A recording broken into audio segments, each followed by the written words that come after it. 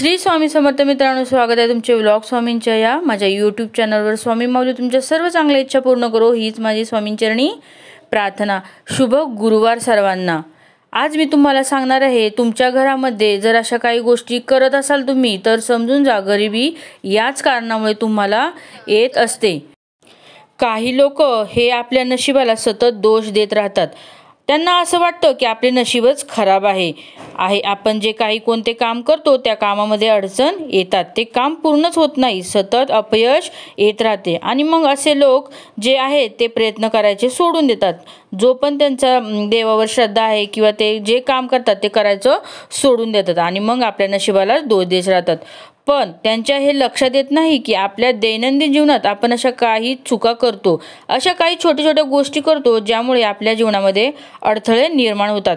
आपल्या घरात सुखसमृद्धी येत नाही, लक्ष्मी घरात येत नाही किंवा आलेली लक्ष्मी टिकत नाही। अशा छोट्या छोट्या गोष्टी ज्या आहेत त्या सहसा आपल्या लक्षात येत नाहीत। ज्या आपल्या सवयी आहेत त्या सवयीमुळे आपल्याला आपल्या जीवनामध्ये खूप असा त्रास सहन करावा लागतो। अशा कोणत्या सवयी आहेत त्या आपण जाणून घेऊया, ह्या व्हिडिओमध्ये आपण जाणून घेऊया। पण त्या अगोदर तुम्ही चॅनलवर नवीन असाल तर चॅनलला सबस्क्राईब करा आणि कमेंटमध्ये श्री स्वामी समर्थ श्री गुरुदेव देवदत्त लिहायला विसरू नका। चला तर व्हिडिओ सुरू करूया।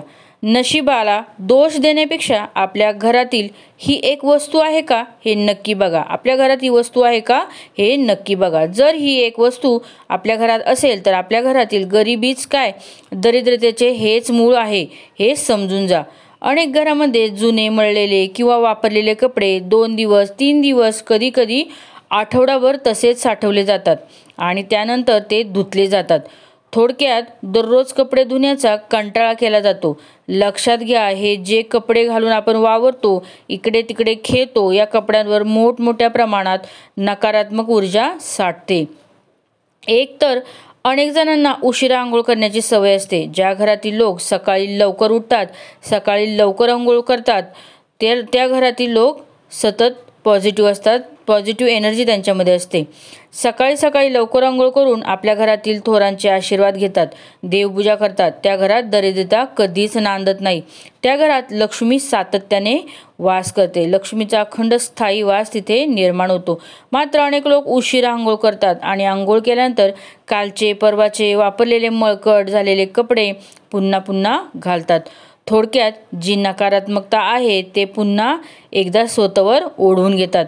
धर्मशास्त्राने दररोज आंघोळ करण्यास, स्नान करण्यास यासाठी सांगितले आहे की जी काही नकारात्मक ऊर्जा आपल्यासोबत आलेली आहे ती नकारात्मक ऊर्जा दूर व्हावी, हाच एक उद्देश, महत्त्वाचा उद्देश असतो।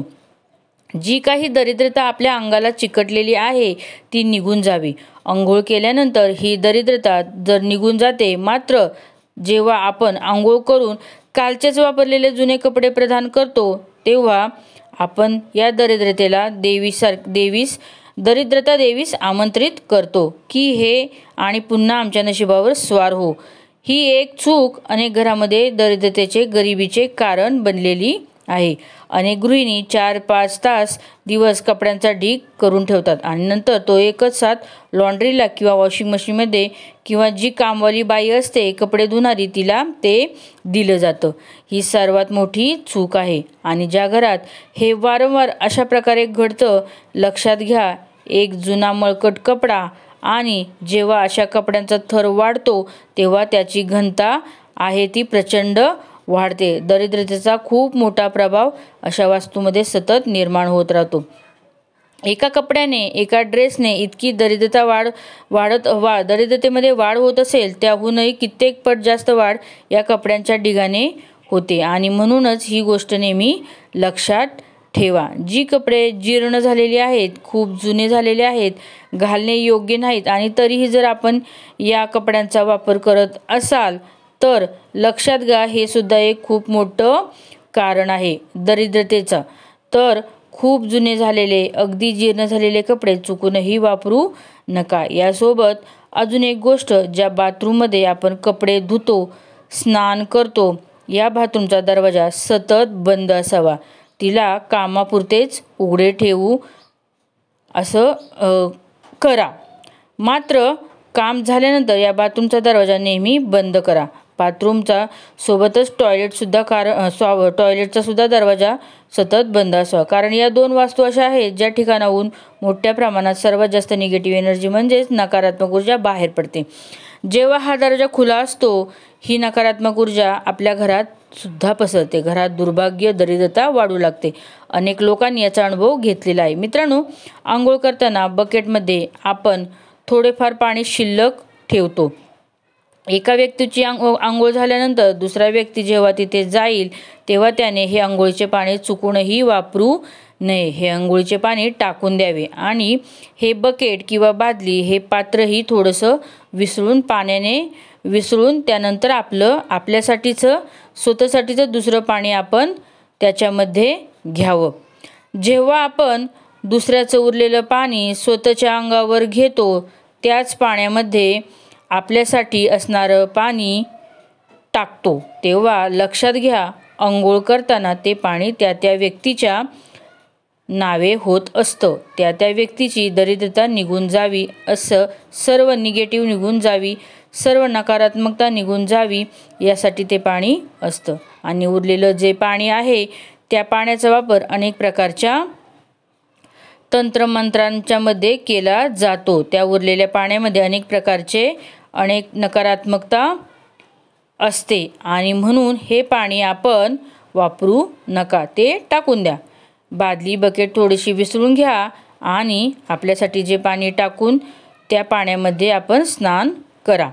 तसेच आपली आंघोळ झाल्यानंतर जी पाण्याची बादली आहे ती बाथरूममध्ये तर कधीही रिकामी ठेवू नका, त्यामध्ये पाणी भरून ठेवा.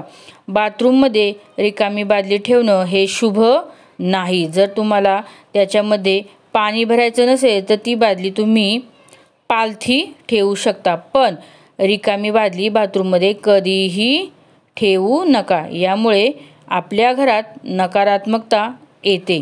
या छोट्या छोट्या गोष्टी आहेत ज्याच्यावर आपला विश्वास बसत नाही, पण या गोष्टी जर तुम्ही विश्वासाने केल्या ना मित्रांनो, तर हळूहळू तुम्हाला हा तुमच्या जीवनामध्ये झालेला मोठा फरक नक्कीच अनुभवास येईल. तसेच गुरुवारच्या दिवशी कधीही फरशी पुसू नका किंवा अशी कोणती कामे गुरुवारच्या दिवशी काढू नका.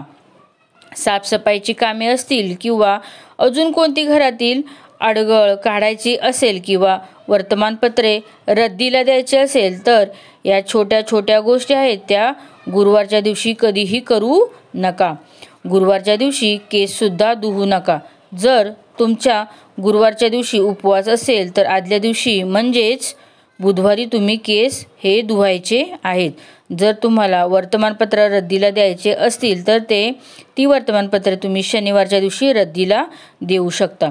शनिवारच्या दिवशी तुम्ही घरातील साफसफाई करून घ्या किंवा घरातील अडगळ असू द्या, तीसुद्धा तुम्ही शनिवारच्या दिवशी स्वच्छ करू शकता. यामुळे तुमच्या घरातील जी नकारात्मकता आहे ती निघून जाईल आणि घरात सकारात्मक वातावरण निर्माण होईल. यासाठी आपल्याला या गोष्टी गुरुवारी करायच्या नसून ह्या साफसफाईच्या गोष्टी आहेत त्या फक्त शनिवारीच करायच्या आहेत. मित्रांनो, या छोट्या छोट्या गोष्टी आहेत, पण तुम्हाला कदाचित याच्यावर विश्वास बसणार नाही, परंतु तुम्ही स्वतः करून बघा आणि नक्की अनुभव घ्या. व्हिडिओ आवडल्यास नक्की लाईक करा, कमेंटमध्ये आलेला अनुभव नक्की शेअर करा. स्वामी भक्त असाल, श्री स्वामी समर्थ, श्री गुरुदेव दत्त टाईप करायला विसरू नका. श्री स्वामी समर्थ, श्री गुरुदेव दत्त. शुभ गुरुवार सर्वांना.